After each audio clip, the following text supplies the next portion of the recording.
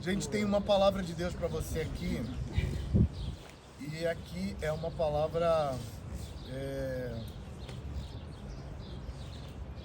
que está dentro do nosso tema, da nossa terceira palavra.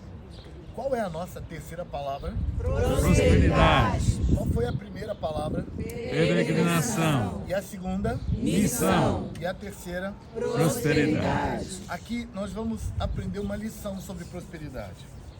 E eu quero orar para Deus falar com a gente aqui. Eu queria pedir que Marta Ramos orasse. Ora pedindo que Deus fale com a gente. Enquanto isso, você pode participar da oração da Marta Ramos, abrindo sua Bíblia em João capítulo 5. Senhor, nós estamos diante da presença do Senhor. Gratos a Ti, Deus, por tudo que o Senhor tem nos falado até aqui. E é com gratidão, Senhor, que nós clamamos que o Senhor venha neste lugar, que o Senhor se manifeste e que o Senhor, Deus, traga as Tuas palavras de verdade para nós, para este momento. Em nome de Jesus, venha, Senhor, e enche este lugar e fala conosco, Senhor, em nome de Jesus. Amém. Abre aí sua Bíblia. João 5, nós vamos ler do versículo 1 ao 15. Esse texto conta a história desse tanque de Betesda.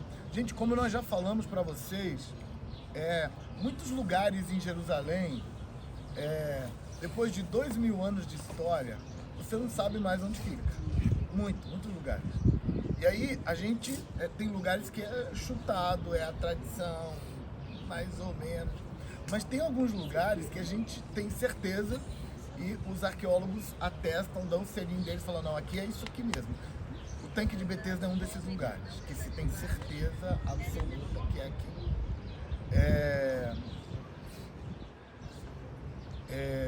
E por isso esse lugar é tão importante, porque o que aconteceu aqui ajuda a gente a entender uma lição divina sobre prosperidade. Vamos me ajudar na leitura, porque são 15 versículos. Quem está com a Bíblia aberta aí? Eu estou lendo na versão NVI. Quem está com a Bíblia aberta aí que pode me ajudar lendo os versículos pares enquanto eu leio os ímpares? Quem pode me ajudar? Levanta a mão. João 5. João 5, de 1 a 15. Xande pode ajudar. Isaac pode ajudar. Elane pode ajudar. Joelma pode ajudar. Joia.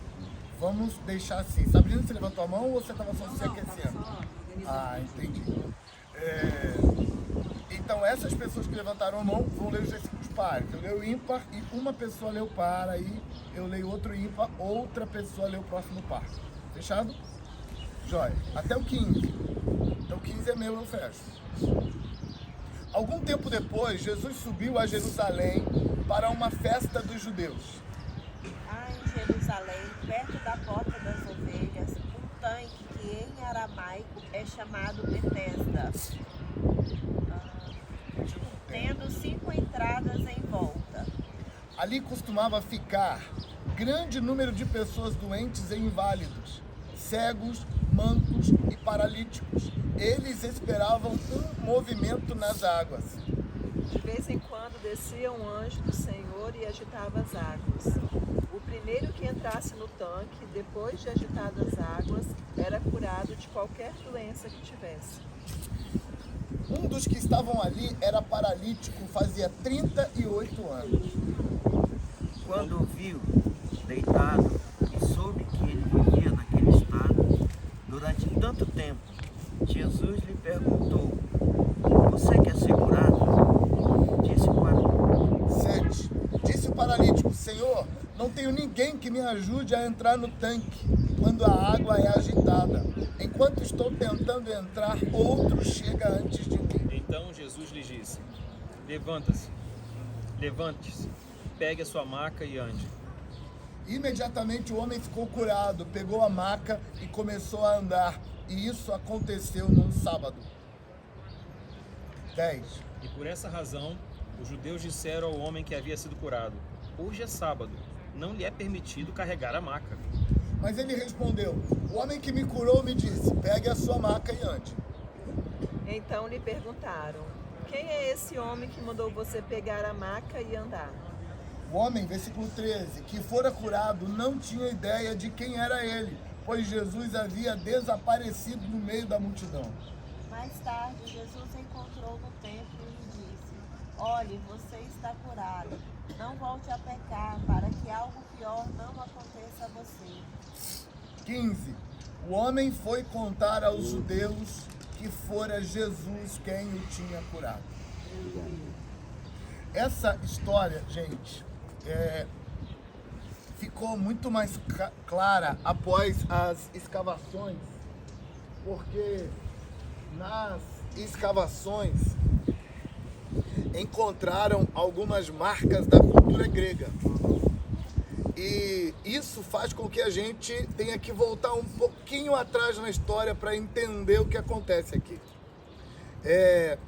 Encontraram aqui nesse tanque marcas e sinais de um deus grego da medicina chamado Esculápio. Esse deus grego da medicina possivelmente era o deus adorado nesse lugar. Quando João conta a história, João não conta a história para chamar a atenção para o anjo, porque no texto estabelece que tinha um tanque, o tanque de vez em quando dava uma mexida, quando esse tanque mexia, alguém se jogava no tanque e ficava curado. Essa era a história.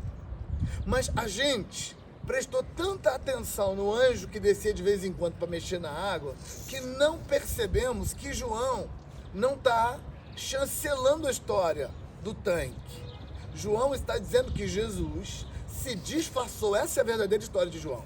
Jesus se disfarçou, entrou no meio da multidão, foi lá, no meio daquela massa de gente, escolheu um homem. Nota que havia uma multidão de doentes no lugar.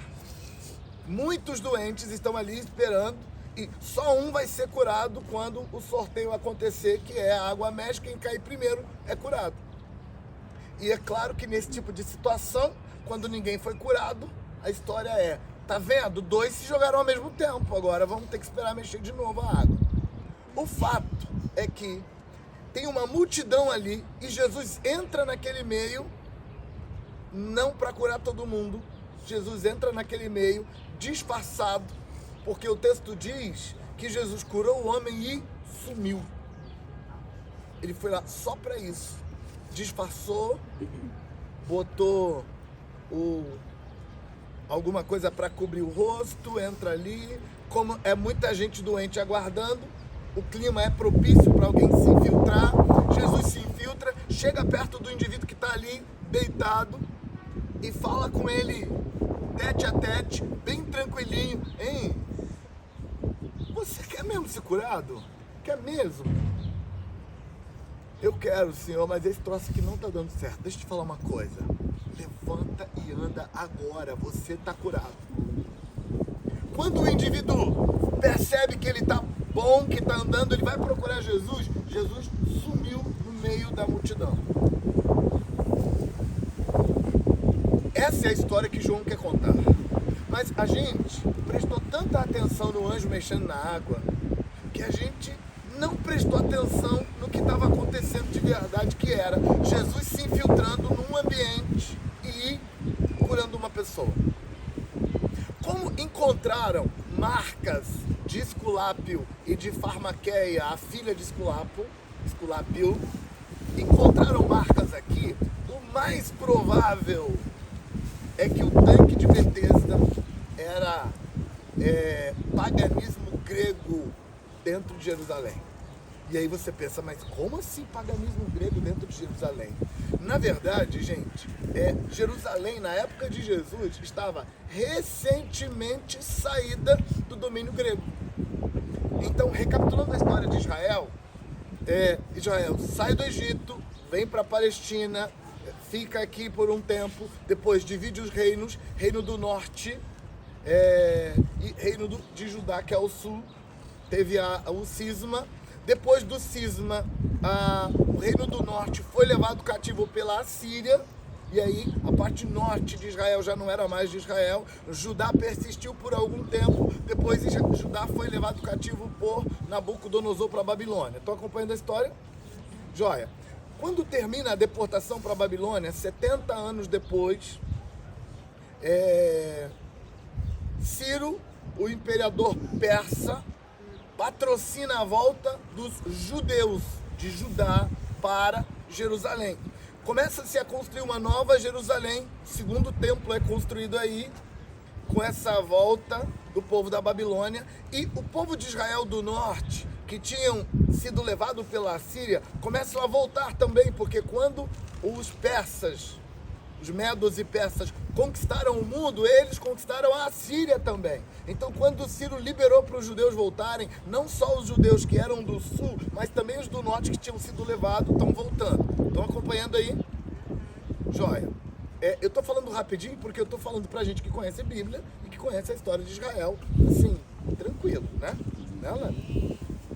Então, Egito, Terra Prometida, cisma, Israel do norte vai para a Síria, Israel do sul vai para Babilônia, começa o Império Medo-Persa. No Império Medo-Persa, que é mais chamado de Persa porque os medos não apitaram muito na história, o Império Persa aparece na história e o Império Persa traz todo mundo de volta, os do norte e os do sul. Então agora Judá é os dois lados, estão ali. Nesse momento em que Israel voltou para a terra e estão ali fazendo o que eles sabem fazer de melhor, se levanta no mundo Alexandre o Grande fazendo as conquistas. Alexandre o Grande conquista o mundo, divide, ele morre cedo, divide em 4 pedaços o Império Grego, e Israel ficou sendo disputado pelos reis do sul, os Ptolomeus, e os do norte, que fugiu o nome deles agora. Os reis gregos do norte disputavam essa terra de Israel com os reis gregos do sul da região do Egito. Eu lembro fácil dos Ptolomeus porque foram eles que patrocinaram a tradução da Septuaginta, a versão grega da Bíblia hebraica. Israel aqui no meio, lembrei do nome do norte, os Epifânios. Esse Israel aqui no meio dos dois reinos gregos está sendo disputado. Uma hora ele está na mão do Egito, outra hora está na mão do norte. Foi esse povo do norte, os Epifânios, que tomaram essa região e que deram origem à famosa festa de Hanukkah, quando os macabeus tiveram que guerrear contra os gregos para tomar Jerusalém, porque os gregos invadiram aqui e impuseram a cultura grega na região. Logo depois que os macabeus tomam Jerusalém de volta, que estava na mão dos gregos, com imposição de cultura grega, o helenismo foi empurrado garganta abaixo aqui, o Império Romano vem, toma o governo da mão dos gregos e estabelece aqui na região um governo romano, aonde ele apoia os reis asmoneus, de onde vem Herodes o Grande. Então, quando Jesus nasce aqui, ele nasce sob Herodes o Grande, que era um vassalo de Roma, mas reinando aqui como judeu. E essa região estava imediatamente escapada de uma imposição de cultura grega. Então, você nota hoje aqui que Jerusalém é uma coxa de retalhos. Num lado você vê um bairro armênio, no outro lado você vê um bairro árabe, no outro lado você vê um bairro muçulmano, no outro lado tem um bairro judeu. Essa coxa de retalhos que Jerusalém era a coxa de retalho que Jerusalém era no tempo de Jesus. Só que no tempo de Jesus, o que estava puxando os pedaços aqui era um pouco de romano puxando para lá, um pouco de grego ainda puxando para lá, um pouco de judeu mais ortodoxo, um pouco de judeu mais herodiano. Isso aqui tinha para todos os gostos. Não pensa que na época de Jesus, que Israel, a cultura cultura estava pura. Não estava. Você lê no livro de Atos, por exemplo, que no livro de Atos tinha os convertidos judeus ortodoxos e os convertidos judeus helenistas. O que eram os judeus helenistas que aparecem em Atos 6, por exemplo, que dá aquela briga que tem que levantar os 7 diáconos. Aquela briga de Atos 6 é porque tinha judeu que, embora fosse judeu, ele queria viver a cultura helenista, que era a cultura grega. Portanto, os gregos estavam presentes de uma forma muito forte aqui. Portanto, muito possível que o anjo que descia no tanque de Betesda era um sincretismo religioso, era a interpretação judaica da manifestação de Esculápio. Isso reforçado pela descoberta de vários elementos gregos aqui no tanque.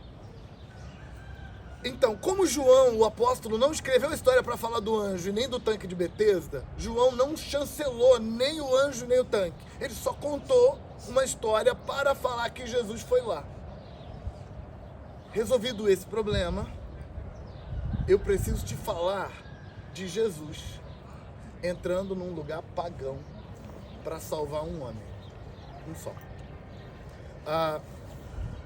No livro de Marcos nos conta de uma outra situação parecida com essa. Só que essa outra aconteceu lá no Mar da Galileia. Jesus atravessa o Mar da Galileia e vai para a terra dos Gadarenos.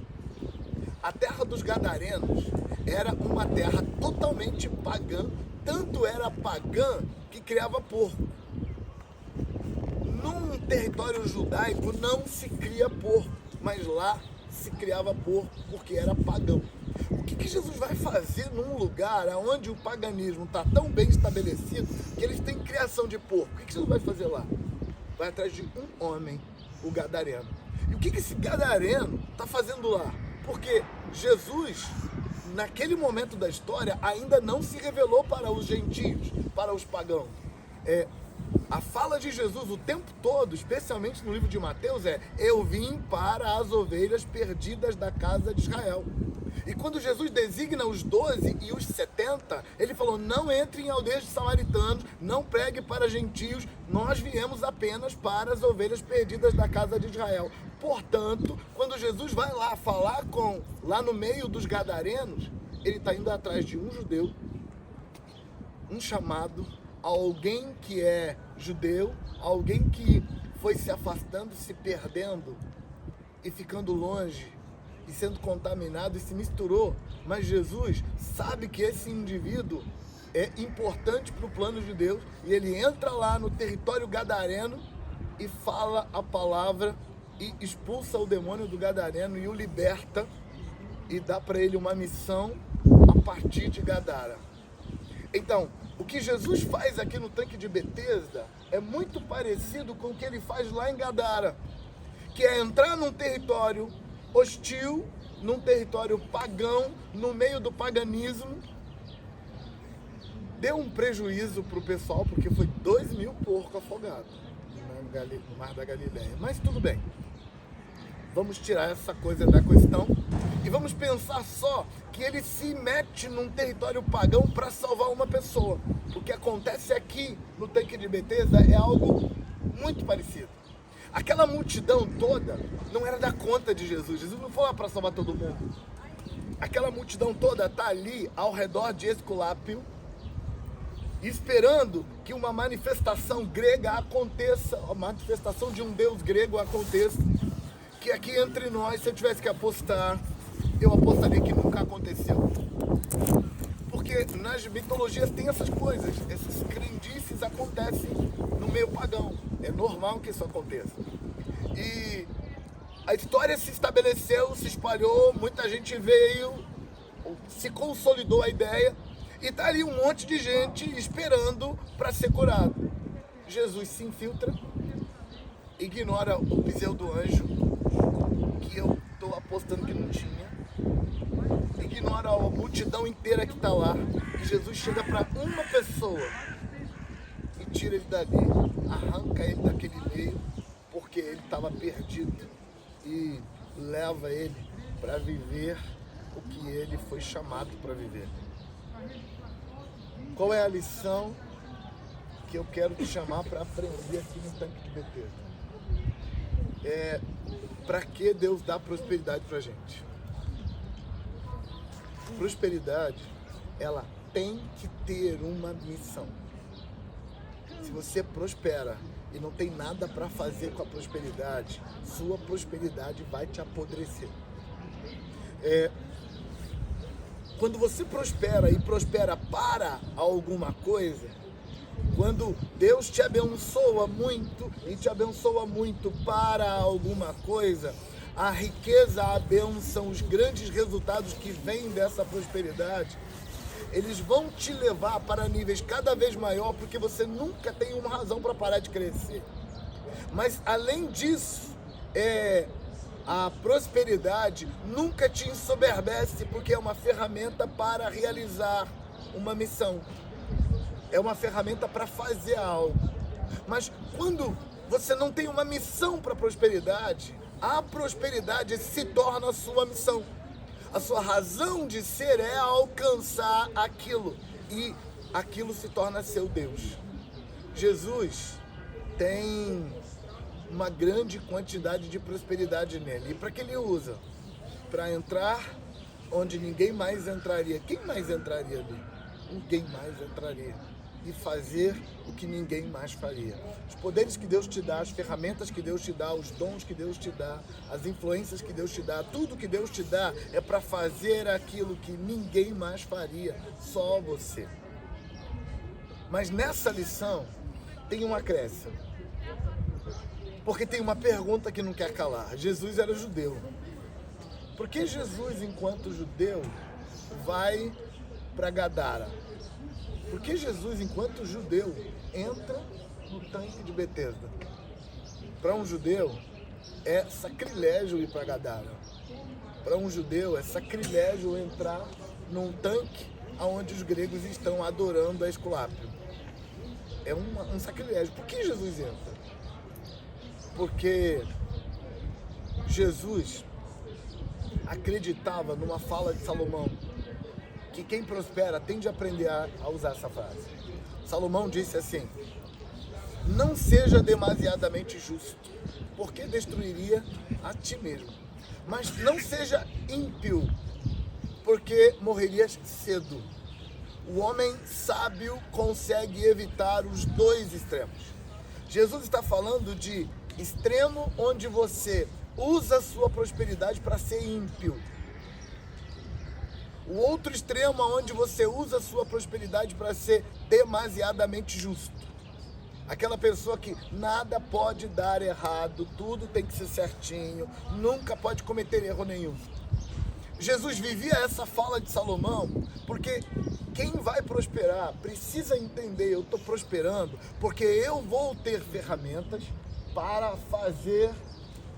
Eu estou prosperando porque eu vou ter ferramentas para fazer coisas, para tomar posturas e fazer intervenções no mundo com os bens que eu tenho, com o conhecimento que eu tenho, com as ferramentas que eu tenho. E quem toma essa postura precisa muitas vezes saber a hora de fazer uma intervenção que é considerado pelo outro como um erro. Que é um exemplo de Jesus fazendo isso. Jesus está andando com seus discípulos, vindo da direção de Betânia para Jerusalém, e eles passam por uma plantação de trigo e os discípulos estão com fome.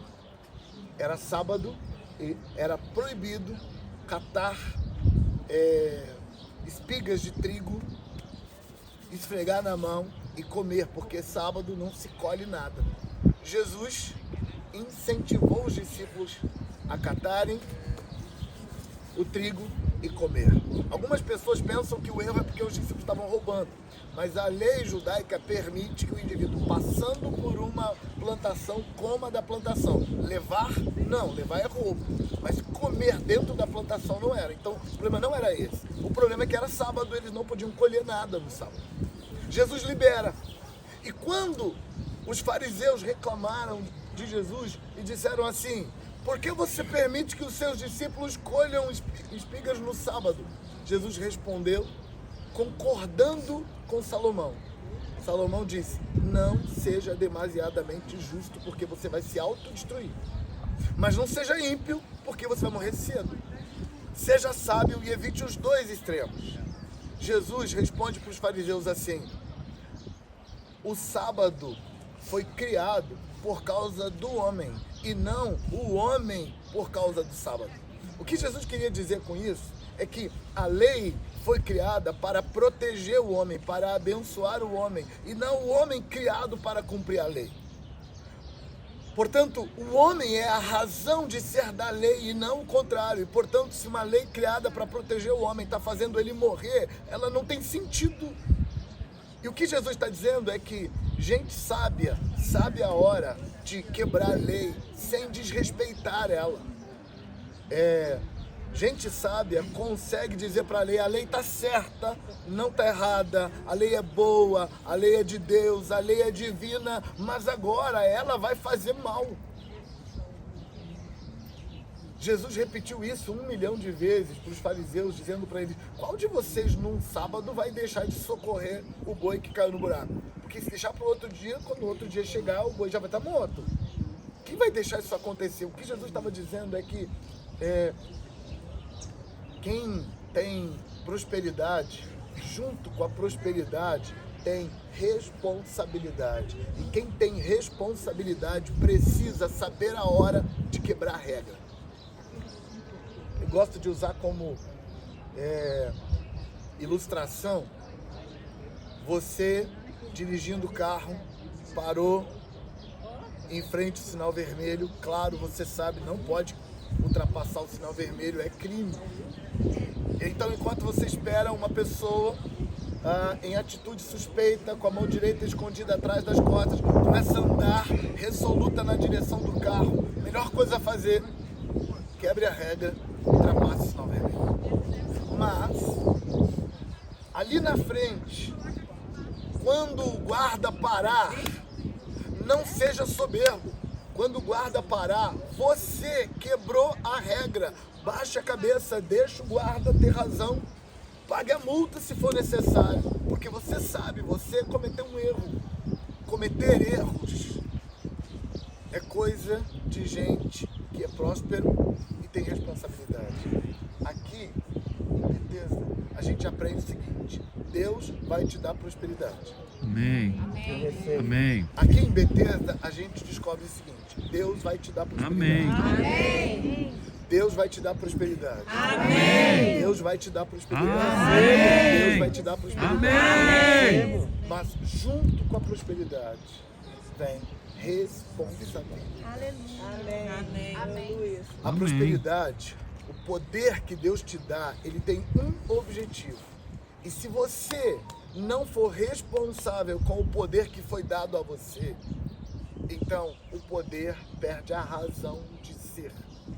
Eu sei que vocês acham que grandes poderes traz grandes responsabilidades, é do tio Ben.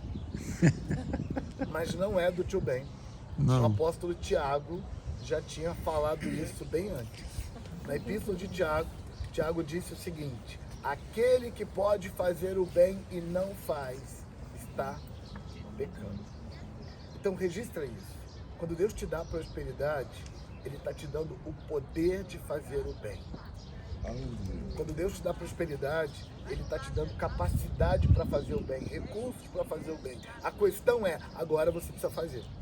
E aí, tem um gadareno lá em Gadara, no meio dos porcos, apacentando porco, comprando e vendendo porco.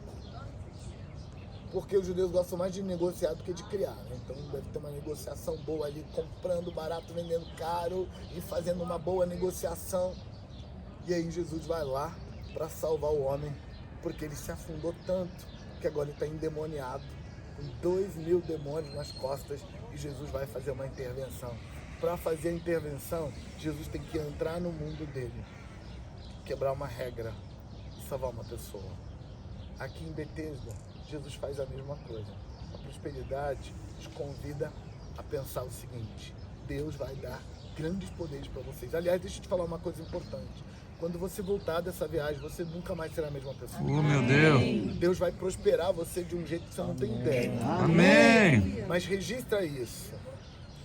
Grandes poderes, grandes responsabilidades. Você vai ser chamado por Deus para ter ferramentas mais poderosas, sim, mas com missões mais poderosas também.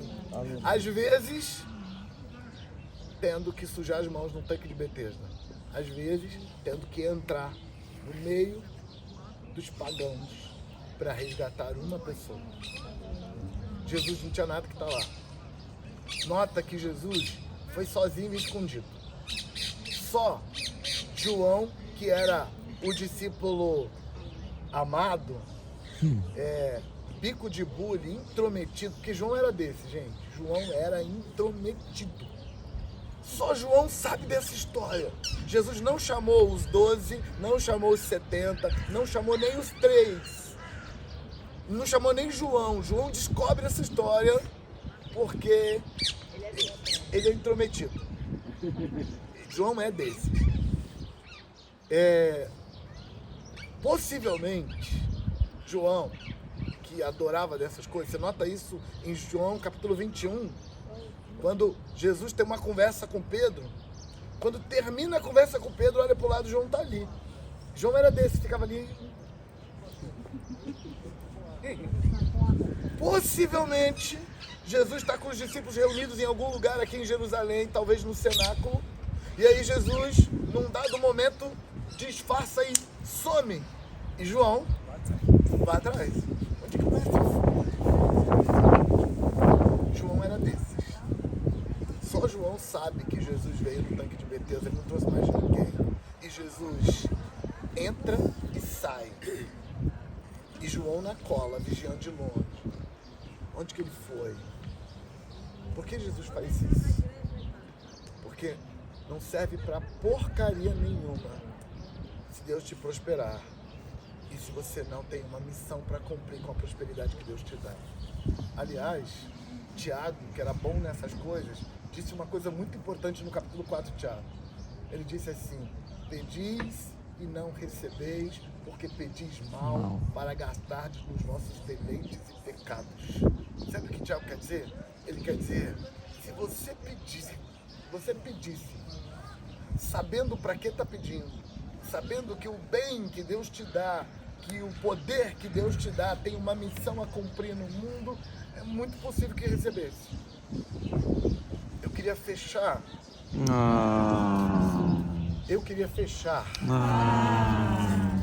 Essa palavra te dando um momento de oração. Eu queria que você reavaliasse para que você está usando o poder que Deus te deu. Deus te deu conhecimento, Deus te deu influência, Deus te deu dinheiro, Deus te deu dons espirituais, está no poder, tá bom? Deus te deu dons espirituais, Deus te deu uma espiritualidade latente, Deus te deu dons pessoais, Deus te deu uma igreja, um povo, e a pergunta é, você está fazendo o que com isso? Quanto do que Deus te chamou para fazer você está fazendo? E se você estiver fazendo com que a conquista do poder é um fim em si mesmo, essa é a hora de se arrepender. Porque o poder que Deus nos dá é um meio. Não é a gente que consegue, é Deus que dá. E todo o poder emana de Deus, é Ele que te dá poder. Mas esse poder não é um fim, é um meio. É um meio para. E aí está na hora de você dizer para Deus, para quê você está usando o poder que Ele te deu. Sabe, uma das coisas que Deus vai te perguntar quando o último momento chegar é: o que você fez com tudo que eu te dei? Seu momento para ter um tempo de oração.